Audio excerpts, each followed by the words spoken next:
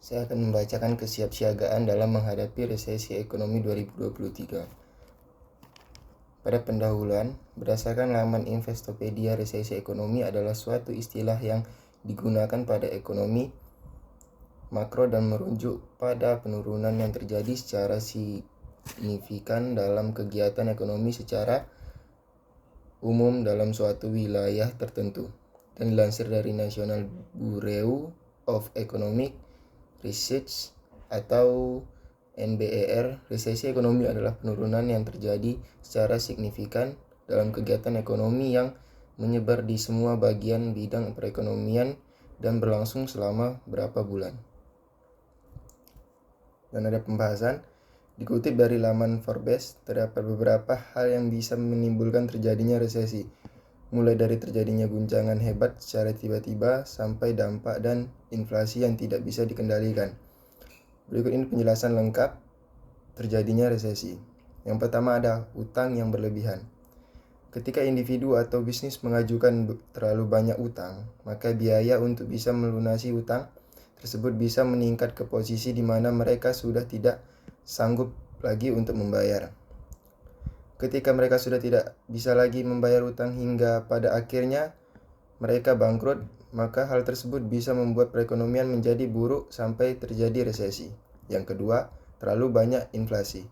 Inflasi adalah suatu tren harga yang bergerak stabil dan naik seiring perkembangan waktu.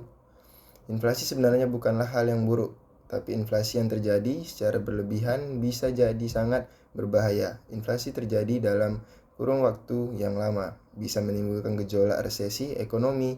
Untuk itu, Bank sentral harus bisa mengendalikan inflasi dengan cara meningkatkan suku bunga guna menekan kegiatan ekonomi pada negaranya. Yang ketiga ada guncangan ekonomi secara mendadak. Hal pertama yang terjadi penyebab terjadinya resesi ekonomi adalah terjadinya guncangan ekonomi secara mendadak, sehingga menimbulkan masalah keuangan yang sangat serius. Contohnya seperti guncangan ekonomi yang beberapa tahun lalu pernah terjadi akibat pandemi yang melanda dunia. Sebagian besar negara di dunia merasakan dampak langsung dari pandemi tersebut pada ekonomi. Kondisi tersebut telah membuat perekonomian negara menjadi buruk dan menghadapi resesi. Yang keempat, terlalu banyak deflasi. Selain inflasi, sebenarnya deflasi juga mampu menyebabkan terjadinya penurunan ekonomi. Deflasi adalah saat harga mengalami penurunan dalam suatu periode waktu sehingga akan menekan harga barang. Yang kelima ada perubahan teknologi. Perubahan pada bidang teknologi pun ternyata bisa menyebabkan penurunan ekonomi. Penurunan teknologi terbaru memang bisa meningkatkan produktivitas dan membantu perekonomian dalam jangka waktu yang panjang. Namun, akan ada suatu periode penyesuaian dan dalam penggunaan teknologi terbaru yang bisa memberikan dampak pada kegiatan ekonomi. Hal tersebut sebelumnya pernah terjadi saat abad ke-19 lalu. Selanjutnya ada kesimpulan. Ada prediksi dari UNCTAD bahwa pertumbuhan ekonomi dunia akan merosot pada 2,5 ke 2,2% di tahun 2023.